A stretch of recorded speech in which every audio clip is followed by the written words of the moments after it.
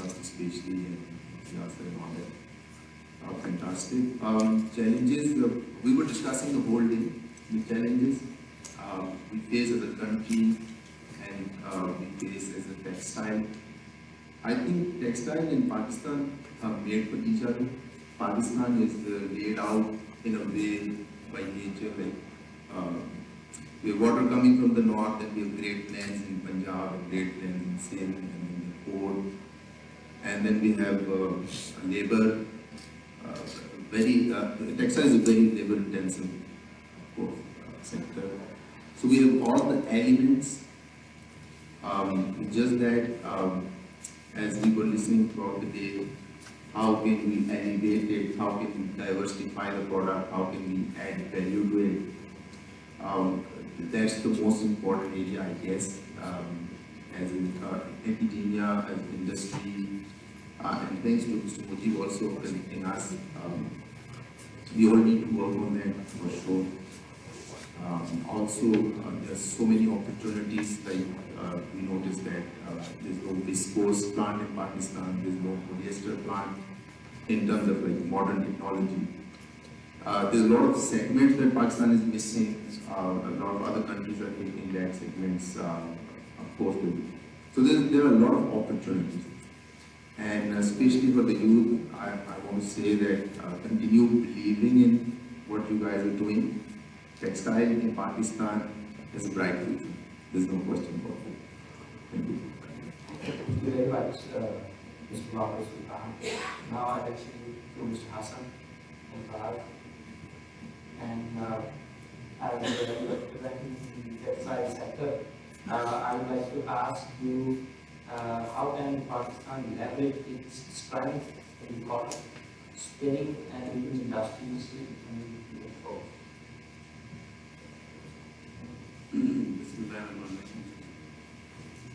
First of all, very good session that was going on. A lot of effort being made from last 2 months. Good for you.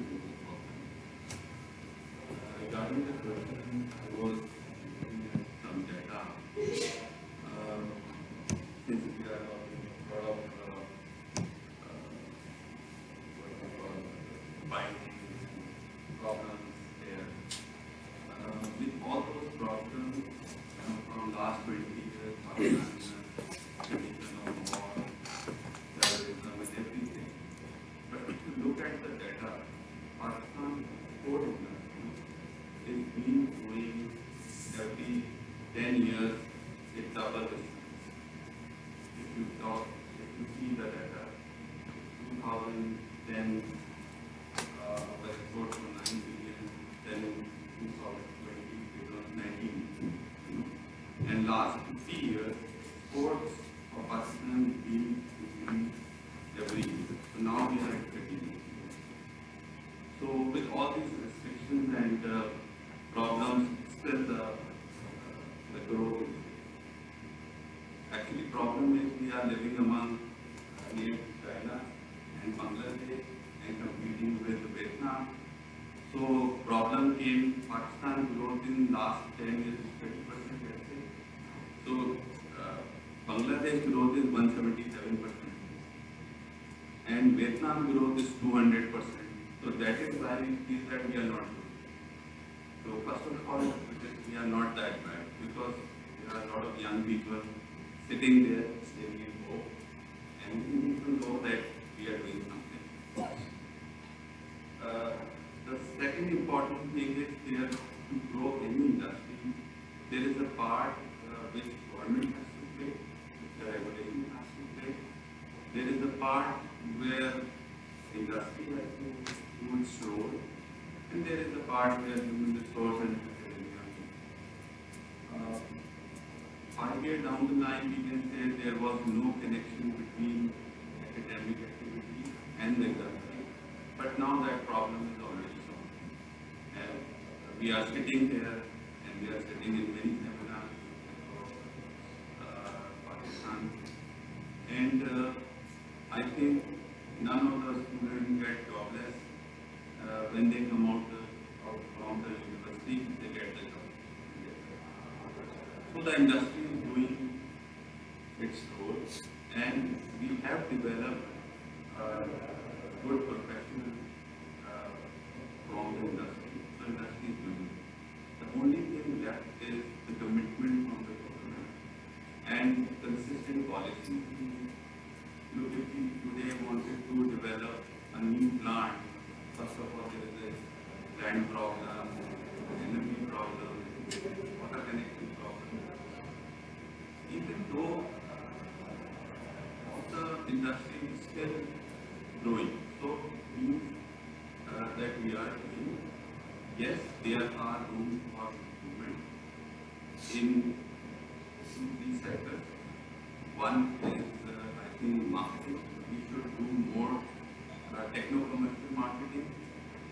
Currently, we are doing more commercial marketing.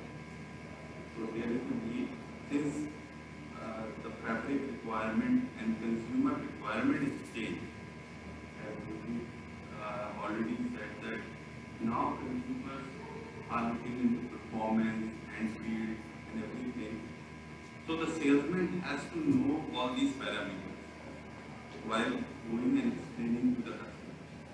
The weakness came when our salespersons are not, they don't have knowledge of that kind of parameters to explain. The second thing is branding, and we are unable to develop brands. But as far as local, if we see in local market, we have got some brands like Ulama, Hardy, all these Sapphire. They have developed, and we hope in next 10 years they go international. And I think some of them have already started there. So it takes time for brands to develop. That time will take. One thing happened is our cotton growth was at peak in 2013. It was 15 million bales, and now we are at around 5 to 6 million. So that shows that we have to work on more on the man-made fiber side and more sustainable fiber side, and we have to improve our cotton growth. So thank you very much. So thank you very much, sir. Asanta. Just a small follow-up question. You said that we are progressing, but the problem is that our competitors are progressing at a pace that we do not match. So in fact, that is the problem you are doing. So do you think that this pace is okay for the moment, or we still have some room to improve this pace a little bit? For sure, this is not okay, because we are competing from Bangladesh. So I've been traveling from last 20 years to Bangladesh also. So the commitment at the government and industry level, and then on the academic level, I see in Bangladesh they are in complete harmony. 10 years back, they make an agenda that they are going to touch $50 billion of exports only in textile. And today they are closer, So that kind of commitment needs to happen in Pakistan, that we sit together, we make a commitment that, so we can work together. So I would like to come back to Mr. Bauer today.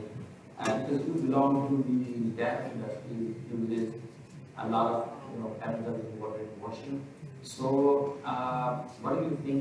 How can textile industry, particularly denim industry in Pakistan, improve its environmental sustainability practices? I think most of the people who are related to textile will agree with me. Denim is probably the most progressive area when it comes to textile in Pakistan, in terms of sustainability or ecological practices, or being progressive in so many facets. But denim is probably leading the front.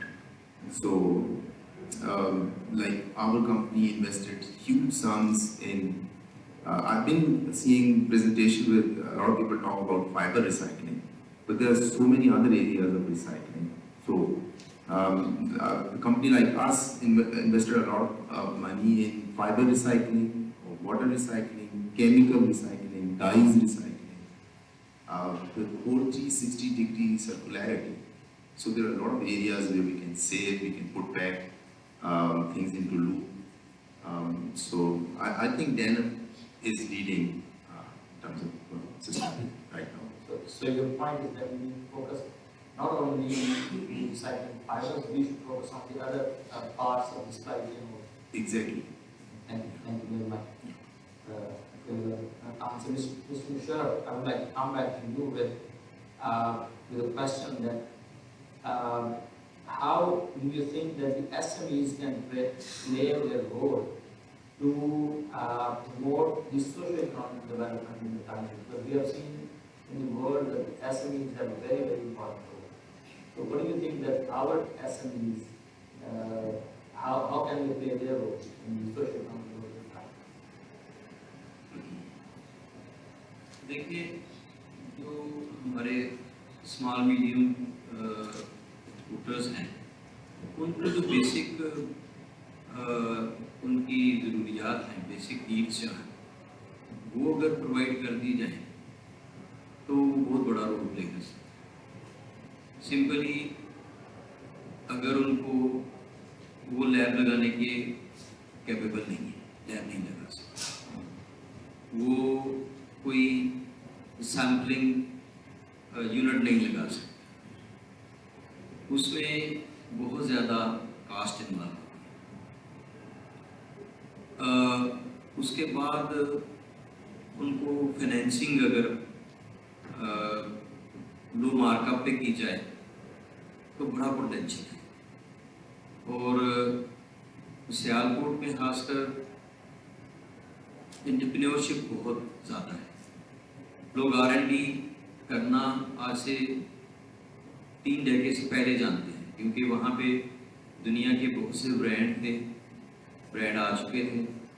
उन brands ने एक किस्म का वहाँ as a university का role play किया है, और तकरीबन मेजॉरिटी ऑफ इंडस्ट्रीज जो हैं या मैन्युफैक्चरर्स हैं, उनकी ट्रेनिंग इस तरह की है कि वो R&D को बहुत जल्दी क्लिक कर लेते हैं।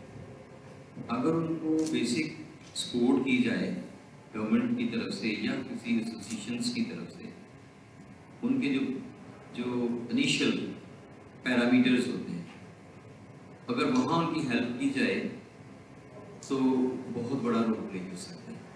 मैंने पिछले 10-15 सालों में देखा है कि बड़ी तेज़ी से छोटे इंडस्ट्रियलिस्ट जो हैं वो ग्रो कर रहे हैं अपनी मदद के तहत।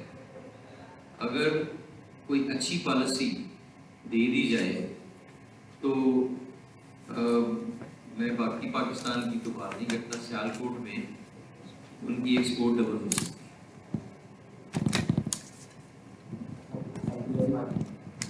I would like to move to Mr. Kamra. Sir, what do you think, what are the potential benefits and challenges of increasing the use of digital technology? Because you are one of the pioneers in this, so I'm asking this question to you. What are the potential benefits and challenges of increasing the use of digital technology in our local life? Thank you very much. There is a huge potential, and I believe there is a big change which has come due to digitization and digital technology.